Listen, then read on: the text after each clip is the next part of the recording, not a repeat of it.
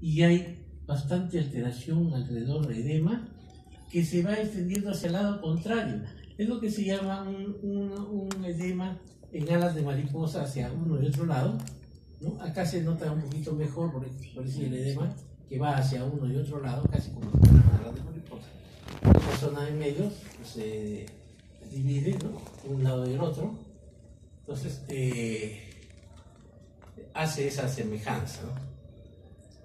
Ahora, el tumor, como ven ustedes, no está 100% con un anillo bien formado, como lo es, por ejemplo, en un absceso cerebral. Aquí el anillo es, como ven ustedes, grueso y mal delimitado.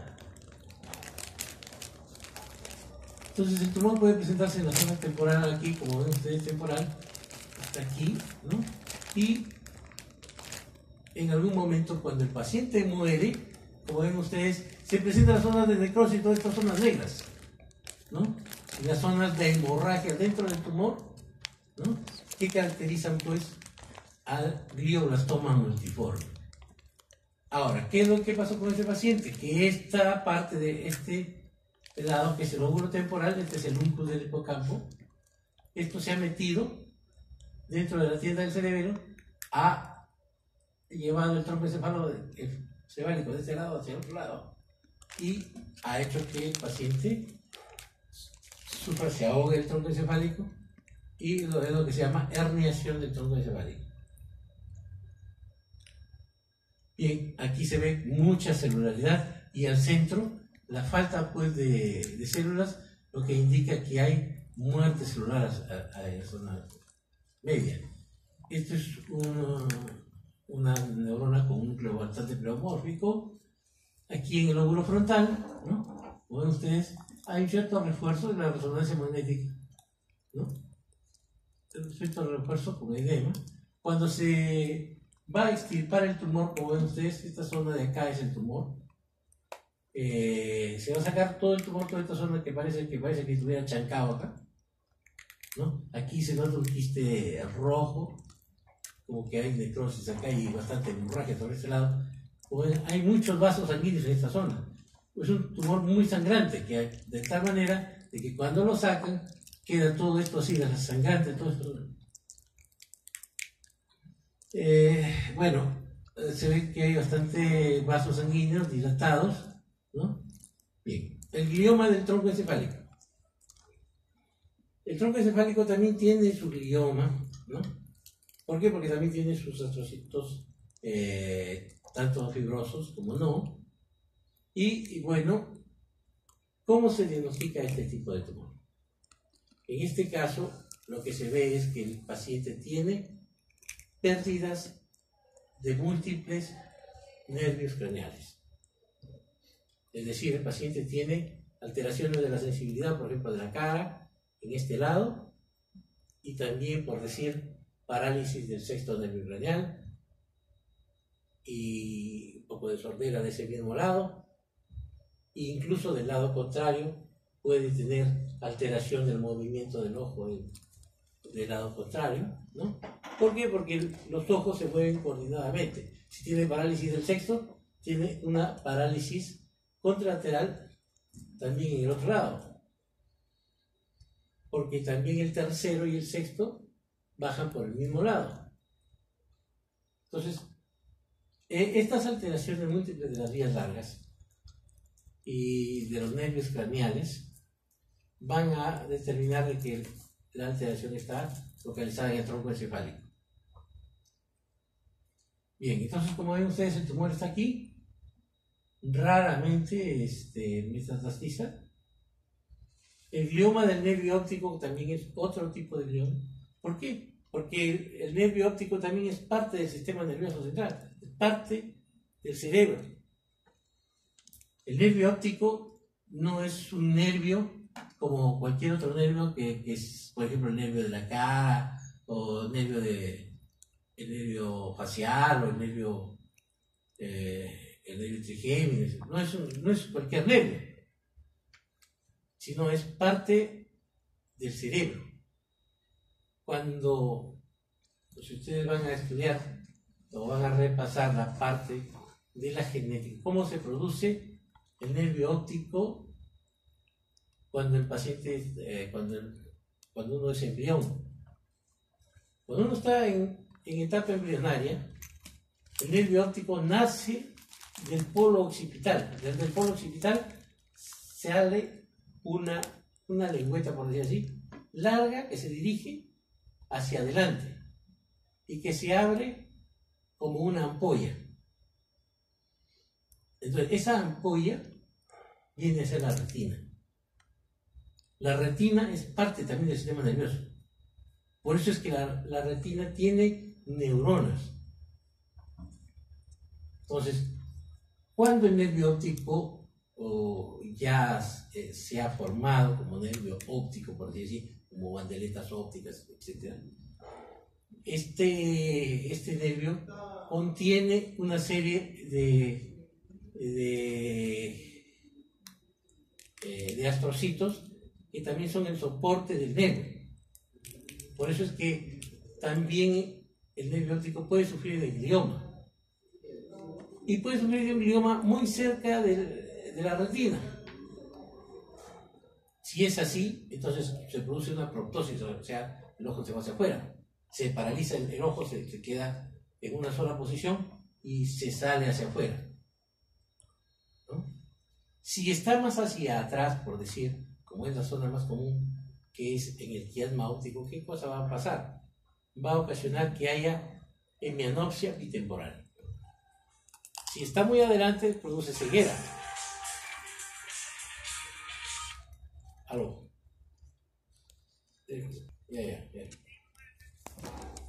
Ya. Entonces,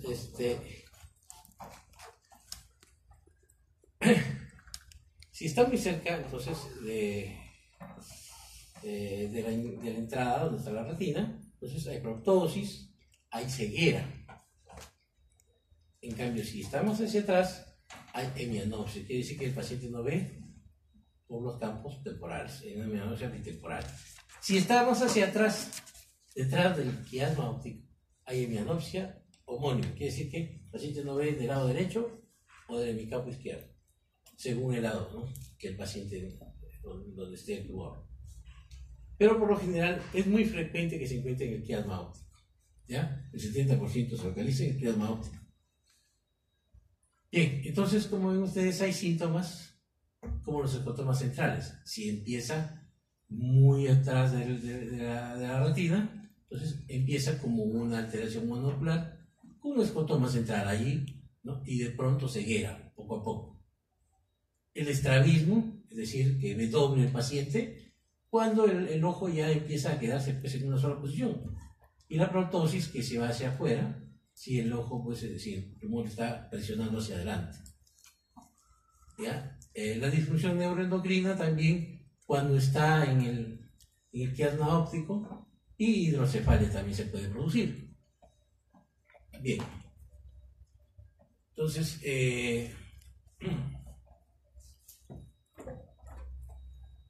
ahí está, en el quiasma óptico, y está empujando hacia arriba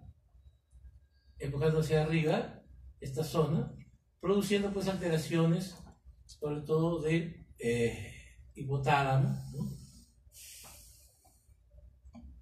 El oligodendroglioma es el tumor de aquellas células que envuelven a los axones porque dentro del sistema nervioso no existen las células de Schwann.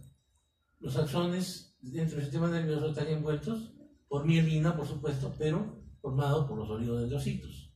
Estos oligodendrocitos, cuando se vuelven malignos, forman lo que se llama oligodendroglioma.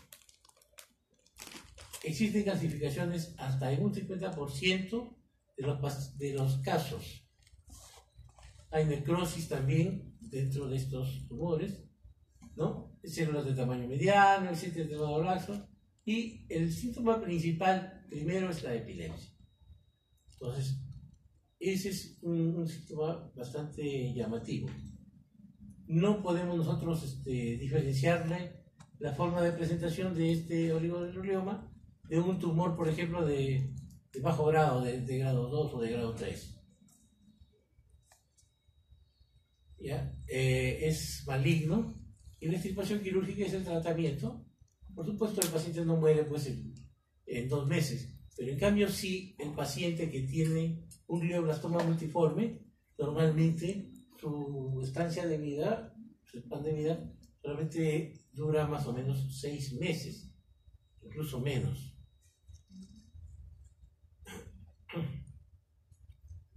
Bien, el oligodendroglioma, como ven ustedes, es aquí, es quístico, ¿no? El ependimoma es otro tumor que nace del epéndimo, de células ependimarias, que rodean a todo el sistema nervioso central, ¿ya? Y que forman las paredes del cuarto ventrículo, del epéndimo al centro de la médula espinal, ¿no? Y que incluso llegan hacia la cola de caballo. Entonces, dependiendo de la zona donde se encuentre, ese tumor va a tener determinados tipos de características. Cuando se encuentra más hacia abajo, por decir, a nivel de la cola de caballo, donde está más que todo las raíces nerviosas juntas, en este caso es lo que se llama un tumor mixopapilar. Este tumor mixopapilar es de una forma de presentación como un tumor, como si fueran huevitos que están pegados, adosados al nervio. Lo que pasa es que esto, al sacarlos, se destroza todo el nervio, porque se jala todo y el nervio se pierde toda la acción del nervio, porque se lo arranca prácticamente. Porque está tan pegado al nervio que sale con todo.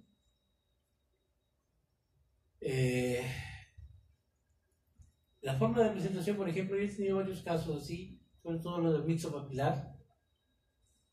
En este caso, por ejemplo, tenía una jovencita, ¿sí? De unos 18 años, 20 años, que empieza su dolor aquí en la pierna, en el muslo.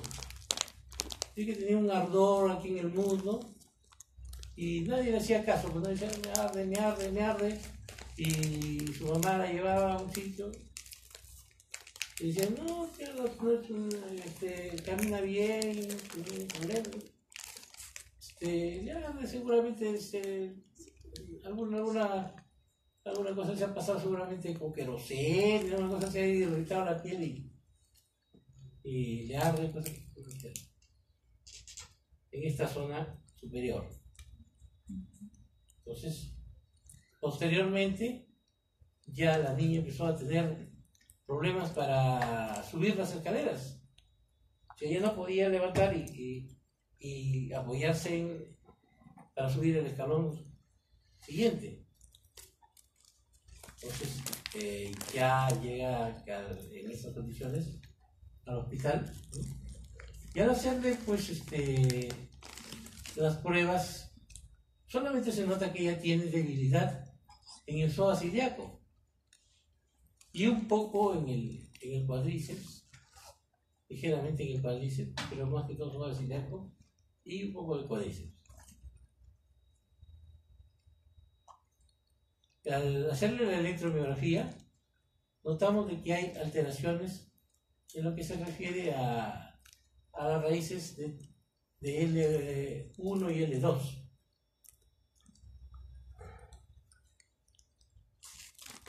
Entonces, se le manda a hacer una resonancia magnética y sale pues la tumoración que estaba justamente entre los nervios L1 y L2, estaba bastante pegado. Ya cuando se le ha operado, pues quedó ya la niña con la debilidad permanente de la pierna, pero por lo menos se le sacó el tumor para evitar que siga creciendo más. Bien, entonces la supervivencia a 5 años es del 30 o 40%, ¿no? La extirpación quirúrgica y la radioterapia y el tratamiento. Como ven ustedes, en todos sitios puede haber, ¿no? Tanto desde las zonas superiores, la médula espinal, etc., puede haber ependimoma, ¿no? Los tumores meningios también. Los tumores meningios se llaman meningiomas.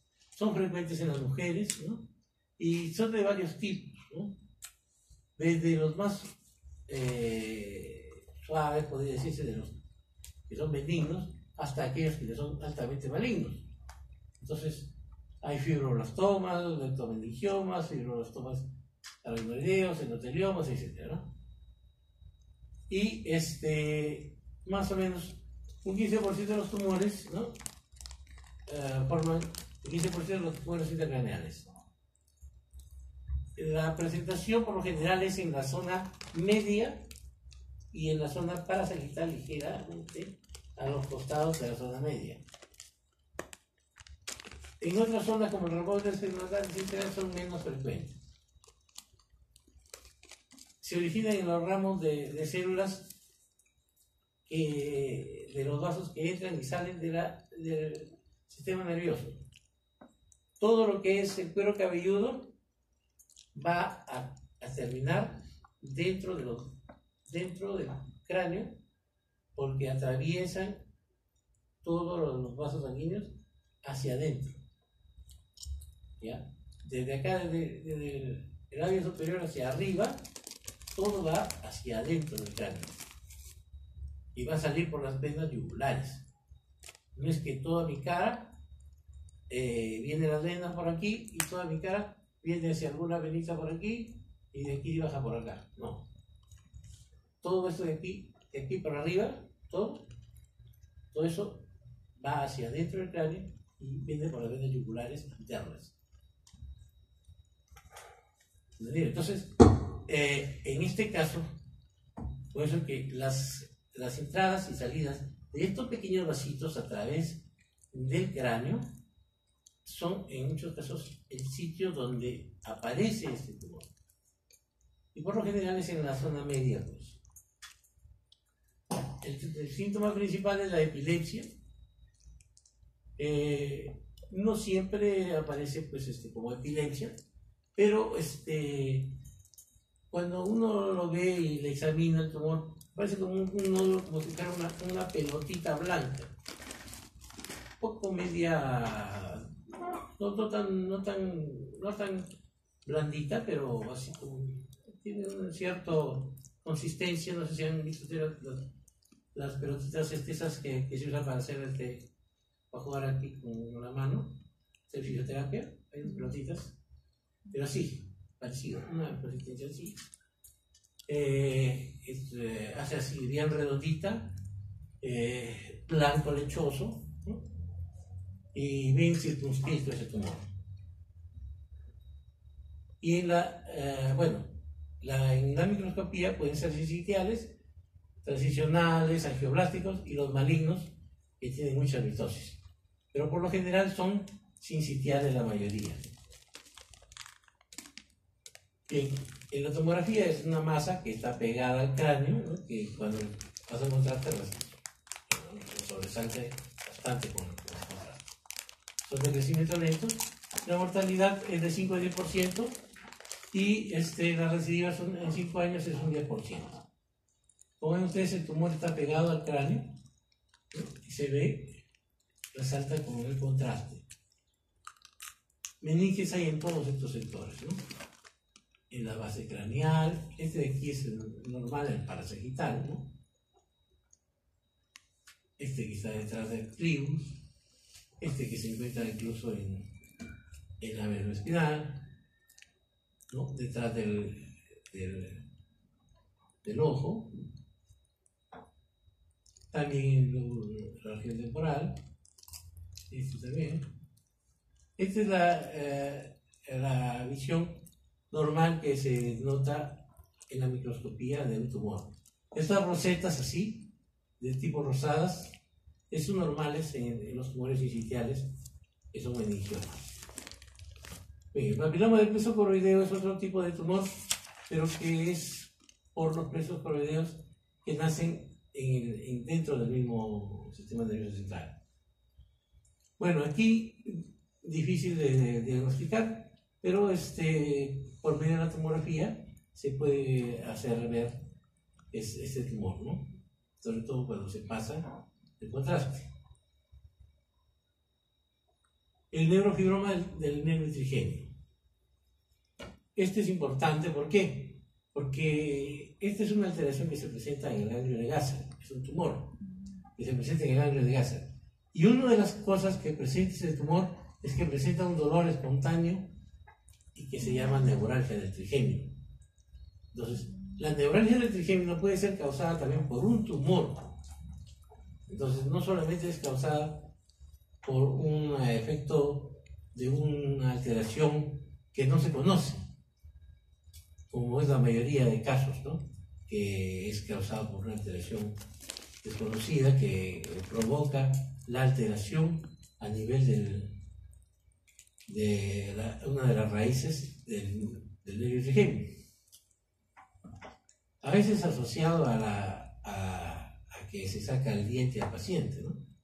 Entonces, este dolor espontáneo, que es una neuralgia, puede nacer como alteración de un tumor que se crece en el ganglio de Gasser. Ahora, cuando se afecta también otros tumores que están otros nervios que están cercanos, sea el séptimo, el sexto, el noveno, el doceavo, etc., van a haber otros signos. Y por eso es que es importante estos signos que le vamos a presentar, ¿no? Dentro del diagnóstico diferencial está pues las metástasis del nervio trigémino, ¿no? El neurinoma del acústico. Aquí está el tumor, ¿no? Bien, este es el ganglio de Gasser, ¿no? Bien, el neurinoma del acústico es otro tipo de tumor que también se relaciona mucho con la actividad a nivel del ángulo pontocerebroso. Aquí dice que son células de Schwann que en el polo acústico empiezan a crecer, ¿no? Y que llegan hacia el ángulo pontocerebroso a través del conducto auditivo interno.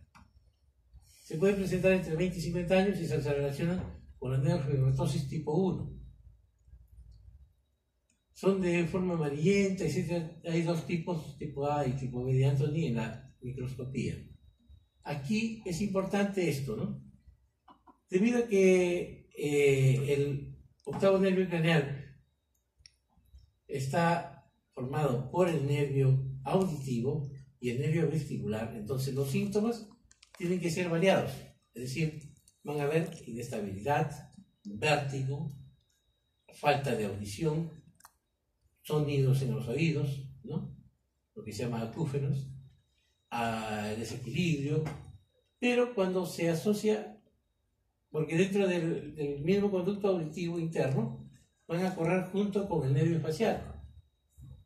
Y el nervio facial no solamente es el nervio del movimiento de la cara, sino también va junto con el séptimo bis.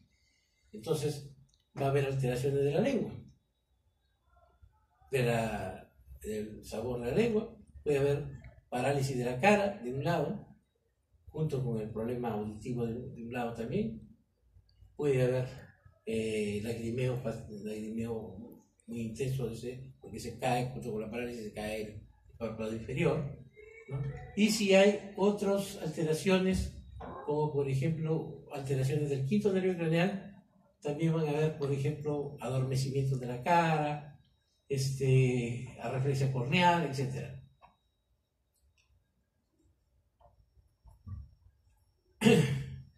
El diagnóstico diferencial es con el neurinoma del trigémino, ¿ya?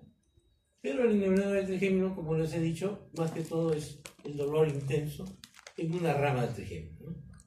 Después están los colestatomas, quistes, meningiomas, etc. Y la extirpación quirúrgica es el tratamiento, quedando en muchos casos con sordera de ese lado. Aquí está el tumor en el ángulo pontocerebroso. Bien, los tumores vasculares hay que tenerlos en cuenta esto porque algunas veces los vasos pueden ocasionar, como es en el caso de los hemangioblastomas o de los hemangioperocitomas, tumores graves con sangrados grandes dentro del sistema nervioso. Pero después hay otros angiomas ligeros de tipo benigno, como el sinus cráneo o las telangiectasias, que que no revierten gran alteración grave, ¿no? Las malformaciones arteriovenosas sí, en algunos casos, hacen pensar como si fuera un tumor cerebral.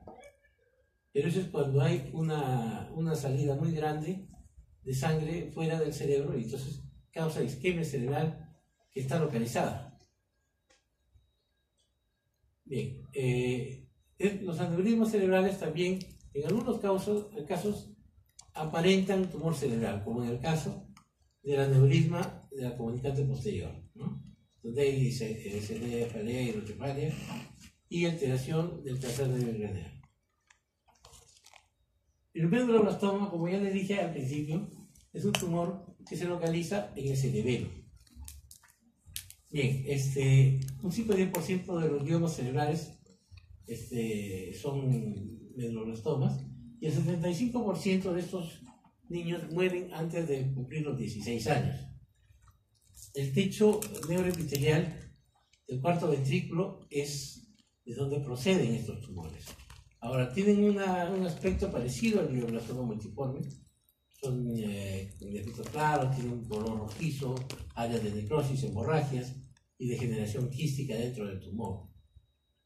Son muy celulares, un citoplasma muy mal definido y un núcleo hipercromático también. Los signos y síntomas: hay hipertensión intracraneal y una disfunción cerebelosa que se presenta desde bastante temprano. ¿Cómo se presenta en este caso? Se presenta, es un niño, como he tenido muchos pacientes, ¿no? Que vienen, por ejemplo, un niñito de 5 años o 6 años, ¿no? En el cual me trajeron, por decir una vez, un niño, porque es un niñito que es de un hogar separado, ¿no? El papá vive acá en Lima y la mamá vive en Chincha,